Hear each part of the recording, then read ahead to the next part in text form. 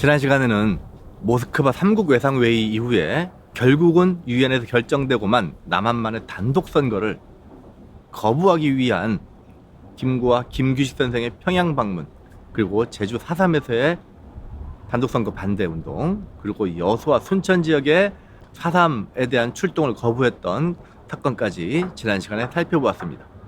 자, 지난 시간에 살펴봤던 것이 주로 단독 선거 반대와 관련된 움직임이었으면, 오늘 이 시간에는 결국은 현실화되고 말았던 1948년 5월 10일 날의 총선거가 어떻게 진행됐는지, 이에 따라서 대한민국 정부가 어떻게 수립되었는지 알아보도록 하겠습니다. 그리고 정부 수립 이후에 우리 민족이 반드시 해결해야 될 민족적 과제가 있었죠. 그것은 일제 치하 36년간 우리의 민족을 배반하고 오로지 일본을 위해 살아갔던 친일 반민족 행위자들을 찾아내서 역사적으로 차단해내는 것, 그것이 반드시 필요할 것이고요. 또 하나는 일본이 그간 우리에 대한 경제적인 약탈을 통해서 빼앗았던 우리의 재산을 되찾는 일이죠. 일본인들이 남기고 간 재산, 그리고 일본인들이 남기고 간 농토를, 그리고 지주들한테 집중되었던 토지를 어떻게 국민들한테 다시 재분배할 것인지, 이 문제에 대해서 이번 영상에서 다뤄보도록 하겠습니다. 제주 4.3, 여순반란, 그리고 김구, 김규식 등의 남북 정치 협상에도 불구하고 1948년 5월 10일로 예정돼 있었던 선거는 예정대로 진행이 됩니다. 이 선거에 이승만 등의 대한독립촉선국민회가 55석, 한국국민당의 25석, 그리고 무소속의 85석 등의 선거 결과가 생겼는데요. 현상적으로 놓고 보자면 이승만의 대한독립촉선국민회가 가장 절대적인 영향력을 행사한 것처럼 보이지만, 무소속의 85석이라고 하는 가장 큰 수를 차지함으로써 아직은 한국의 정당 정치가 제대로 뿌리내리지 못했음을 보여주는 한 단면이라고 할 수 있겠습니다. 한편 이 재헌국회에는 50총선거에 참여를 거부했던 김구 계열의 한국 독립당 세력, 그리고 박헌영이 이끌고 있었던 조선공산당 계열의 사회주의 세력들이 선거에 불참함으로써 나머지 우익 민족주의 세력에 의한 의회의 구성이라고 하는 한계를 가지고 있게 되기도 하죠. 이렇게 만들어진 재헌국회는 헌법을 제정하기 위한 국회로서 본격적인 헌법 제정 작업에 착수하게 되는데요. 당시 제정되었던 대한민국 헌법 전문을 보면 3.1운동을 통해 건립된 대한민국을 계승하여 라고 하는 표현이 나오죠. 이것은 대한민국 정부가 1919년 3.1운동 이후에 만들어졌던 대한민국 임시정부로부터 지금까지 쭉 활동을 이어오고 있다고 하는 내용으로서, 일부의 분들이 1948년 8월 15일에 이르러서야 대한민국이 처음 건립되었다고 주장하는 분들의 반박의 근거로 사용되기도 합니다. 한편 재헌국회 내에서 국회의원들의 간접 선거를 통해 대통령을 선출한다라고 하는 법 규정에 따라 재헌국회 내에 투표를 진행하였고, 이에 따라서 대한민국 정부의 제1대 대통령으로 이승만, 부통령으로 이시영 선생을 선출하면서 대한민국 정부 수립을 위한 본격적인 준비를 거듭 진행해 나가게 됩니다.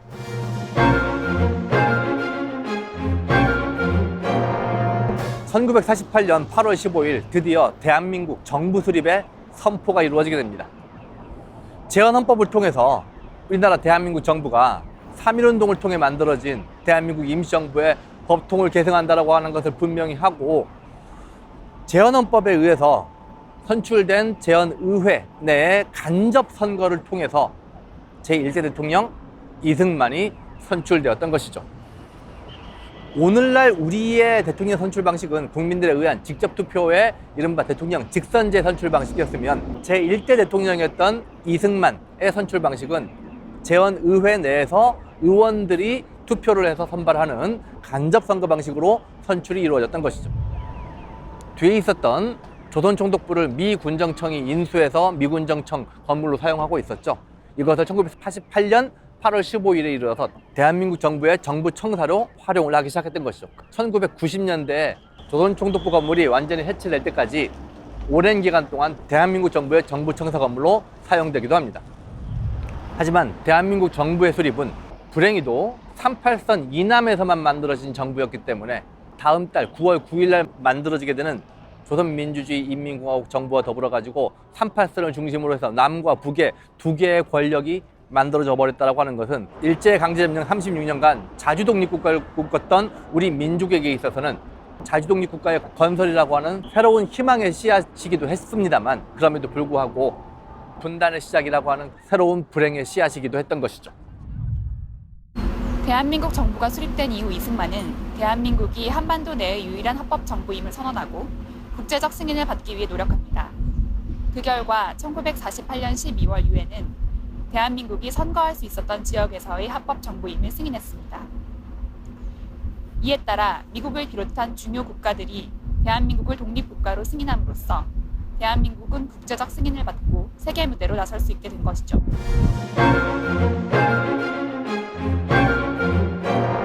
우리가 해방 이후에 반드시 이루고자 했던 친일 반민족 행위자들에 대한 처단의 문제는 미 군정의 통치 기간 동안 사실상 물 건너가게 됩니다. 이미 공부했다시피 친일파의 상당수가 미 군정청에 고용되어 그들을 단죄할 수 있는 중요한 기회를 잃었기 때문이었죠. 하지만 우리는 1948년 8월 15일 드디어 대한민국 정부를 수립시킵니다. 우리의 정부를 만든 것이었죠.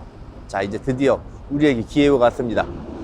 해방되고서도 1948년까지 만 3년간이 유예되었지만 이제 48년 8월 15일 이후 우리는 우리의 힘으로 친일 반민족 행위자들을 반드시 처단해야 된다라고 하는 역사적인 과제를 해결해야 되는 거죠. 하지만 그 사이에 친일파들은 아주 놀라운 변신 신공을 보여왔죠. 특히 모스크바 3.3 결정이 이루어진 뒤 이른바 신탁 통치에 대한 반대이냐 모스크바 3.3 결정에 대한 지지이냐라고 하는 좌익과 우익 사이에 치열한 이념 대립이 확대되는 가운데 친일파들은 아주 적극적으로 반탁운동에 참여합니다. 그러면서 이런 얘기를 하죠.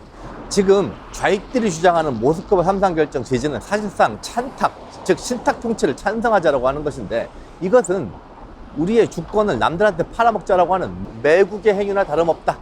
따라서 이 매국을 하고 있는 좌익들을 척결하는 것, 이른바 반공을 최우선적으로 하는 것이야말로 가장 중요한 애국의 수단이 될 수 있겠죠. 바로 그 애국을 누가 하고 있냐? 반탁을 하고 있는 우리 친일파가 하고 있는 거죠.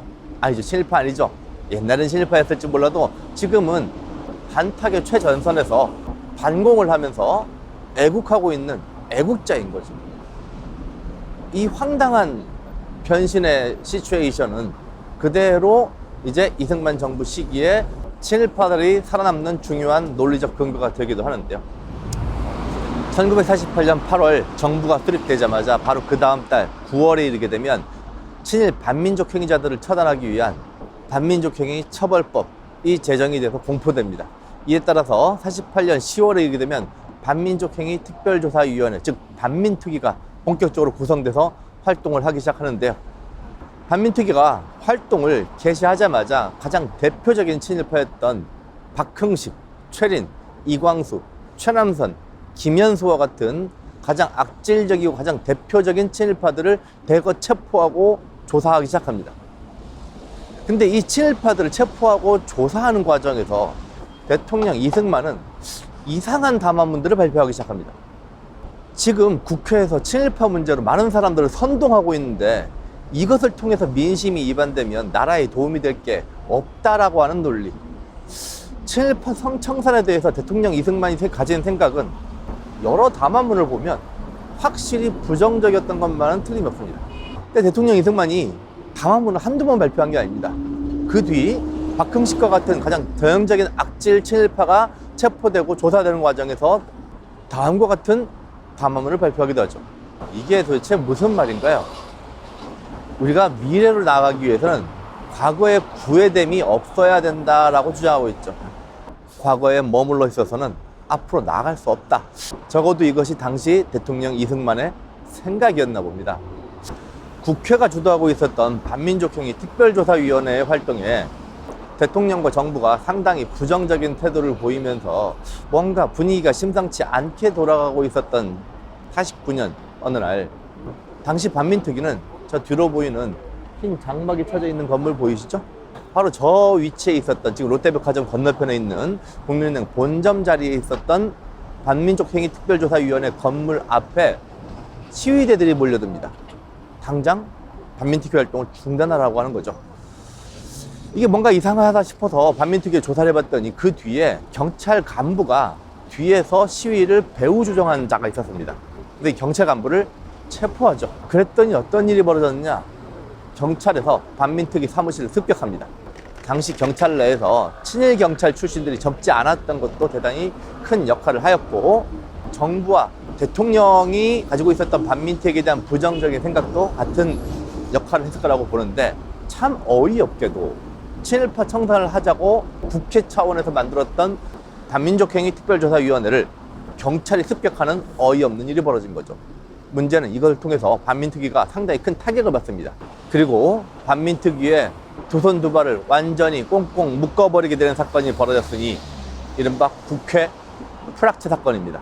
대한민국 국회 내에 남조선 노동당의 프락치로 활동하고 있었던 국회의원들이 약 10여 명 있었으니 이들을 대거 체포 조사하는 과정에서 그들의 유죄가 밝혀진 사건이었죠. 진짜 당시 그들이 남조선 노동당의 프락치였을까요? 명확한 물증 없이 결국 그들은 다 유죄 판결이 났고, 그들 중에 적지 않은 수가 활동하고 있었던 반민족행위 특별조사위원회는 사실상 해체 소송을 받게 됩니다. 그리고 이승만 정부는 친일파 청산을 중단하기 위한 확실한 노력을 더 기울여 나가야 되죠. 그것은 반민족행위 처벌법을 개정하여 친일파에 대한 공소시효를 1949년 8월 말로 단축시켜버립니다. 1949년 8월 이후가 되면 죄를 물을 수가 없게 된 거죠. 반민법을 통해서 공소시효를 완전히 단축시켜버리고 반민특위 활동을 사실상 무력화시켜버린 상태에서 1951년 한국전쟁 중에 아예 반민법 자체를 완전히 폐지시켜버림으로써 더 이상 이 땅에서 친일 반민족 행위자들에 대해서 법률적으로 그 책임을 물을 수 있는 기회는 완전히 사라지게 된 겁니다. 자주독립국가 건설에 있어서 반민족 행위자에 대한 처벌 문제는 대단히 중요한 문제였죠. 하지만 이것이 제대로 시행되지 못하고 오히려 확실한 면죄부를 주는 방향으로 이 상황이 마무리됨으로써 사회 정의란 무엇인지에 대한 대혼란이 한국 사회에 생기기 시작하는 거죠. 정의를 선택하는 것 혹은 정의를 배반하는 것, 그것이 한국 사회에서 무엇을 의미하는지 그 혼란이 어쩌면 지금까지도 한국 사회에 지속되고 있는 건지도 모르겠습니다.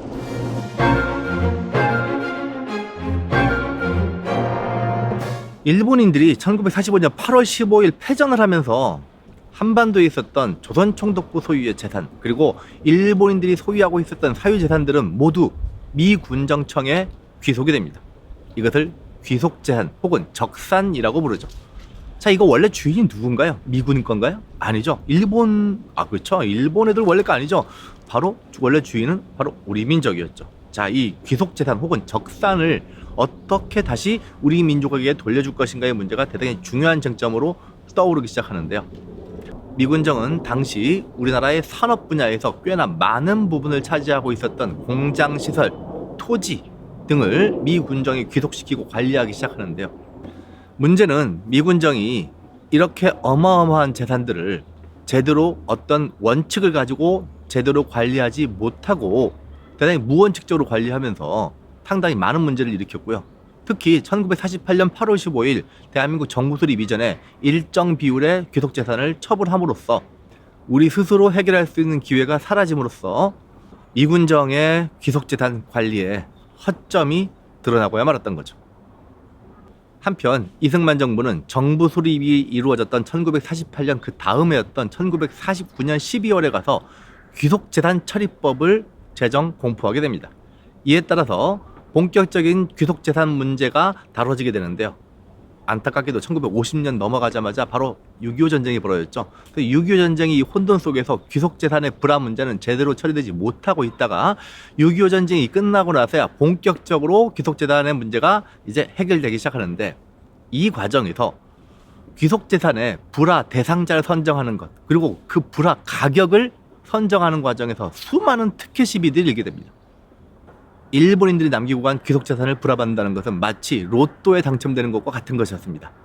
귀속재산을 불화받을 수만 있다면 그것은 막강한 사업체를 아주 어렵지 않게 시작할 수 있고, 그리고 어마어마한 자본력으로서 그 사업체를 키워나갈 수 있는 기회를 제공받는 것과 다름이 아니었죠. 이 과정에서 수많은 특혜 시비들이 발생하였고, 해방 이후 우리의 민간 자본의 형성 과정에서 관료가 개입하고 민간 자본의 형성이 뭔가 비정상적으로 이루어져 나가는 그러한 문제점을 내포하게 됩니다. 일제 강제점령 이전에 이미 동양척식 주식회사가 조선의 토지를 약탈하기 시작했죠. 1910년대에 이르러 동양척식 주식회사를 중심으로 본격적인 토지 약탈이 개시됩니다. 그것이 토지 조사 사업이었죠. 이 과정을 통해서 일본인들은 조선인들의 토지를 본격적으로 약탈하였고, 해방 이후 미군정에 귀속되었던 토지 자산이 전체 경지 면적의 약 13% 정도 되는데요. 이것을 미군정은 신안공사를 세워 직접 농지를 관리하게 됩니다. 하지만 미군정이 직접적인 농지개혁을 본격적으로 진행하지 못했고요. 1948년 8월 15일 정부가 투입되면서 대한민국 정부에서는 본격적인 농지개혁 작업에 돌입하게 되는데요. 농지개혁법이 드디어 시행이 됩니다. 1949년 6월에 가서 드디어 농지개혁법이 제정이 됐던 거죠. 하지만 이것은 본격적인 실행은 1950년 3월 이후에 본격적으로 시행이 되었으니, 이 농지개혁도 귀속재산 불화 문제랑 비슷하게 6.25 전쟁과 겹치면서 뭔가 되게 혼란스럽게 진행되는 경향이 있었습니다. 뭐 어찌됐건 이 농지개혁의 가장 기본적인 목적은 뭐냐면, 일제 지배체제 과정에서 수많은 소작농들이 양산된 거죠. 불필요하게 소작농이 너무 많이 많아졌습니다. 일부 지주들한테 토지의 소유권이 너무 많이 집중되어 있죠. 이 문제를 해결하기 위해서 농사를 짓는 소작농들에게 토지를 제공하고, 지주들이 가지고 있는 불필요하게 많은 토지들을 다시 분산시키기 위한 일련의 작업, 이게 농지개혁의 가장 중요한 목적이었죠. 자, 이렇게 농지개혁이 본격적으로 진행되는 가운데 정부가 농지개혁법을 통해서 농지개혁의 기본 원칙을 제시합니다. 그게 뭐냐? 유상매입, 유상분배죠. 자, 유상매입, 유상분배, 이게 무슨 말이냐면, 기본적으로 지주들이 가지고 있는 땅을 국가가 매입을 한 다음에 이것을 농민들한테 다시 분배해준다. 이 과정을 거치는데, 지주들로부터 토지를 매입할 때 유상매입, 돈을 주고 매입해오는 거죠. 이때 지주들은 1가구당 3정보 이상의 토지를 소유할 수 없습니다. 3정보까지만 한 가구당 농사 지을 수 있는 최대 면적이라고 판단하고, 3정보 이상의 토지는 반드시 국가에 매각하도록 한 거죠. 이때 정부는 유상매입, 지주들로부터 토지를 매입하는 과정에서 지가증권을 제공함으로써 지주라는 경제적 신분에서 산업자본가라고 하는 경제적 신분으로 전환될 수 있는 기회를 제공하고자 했던 것이죠.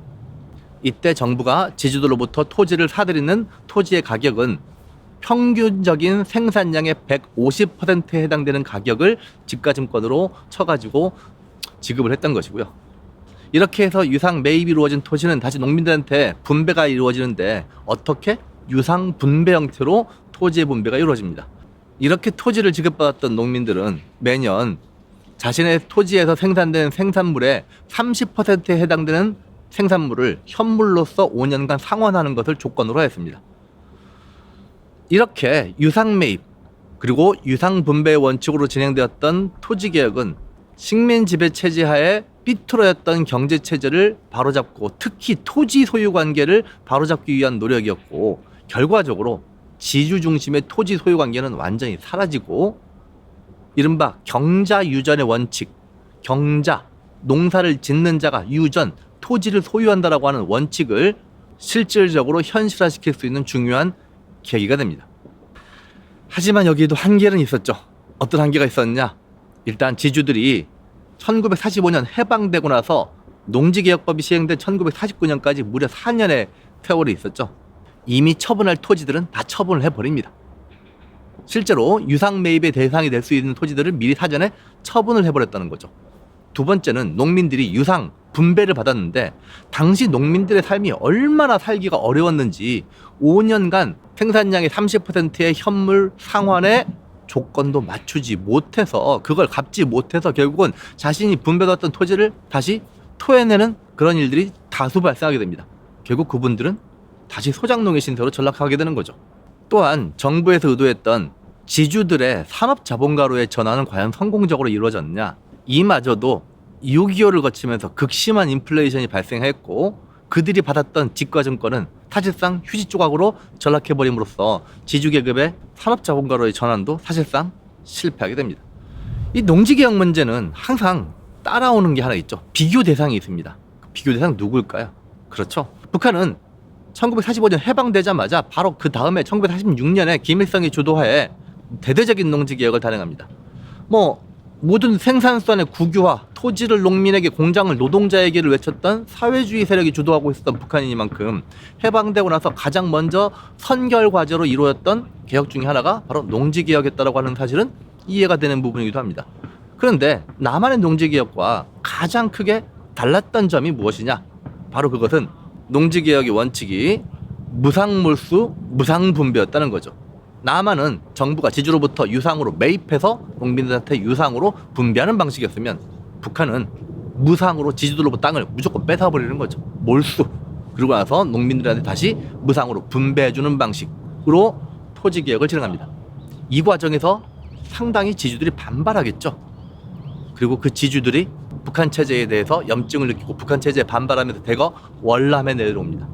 그들 중에 일부가 서북청년단이라고 하는 극우 반공단체를 구성한다는 사실은 이미 지난 영상에서 언급하게 됐습니다. 자, 이 북한의 무상몰수 무상분배의 농지개혁에 대해서는 추후 북한 정부의 성립과 전개 과정을 공부하면서 그때 다시 또 다뤄보도록 하겠습니다.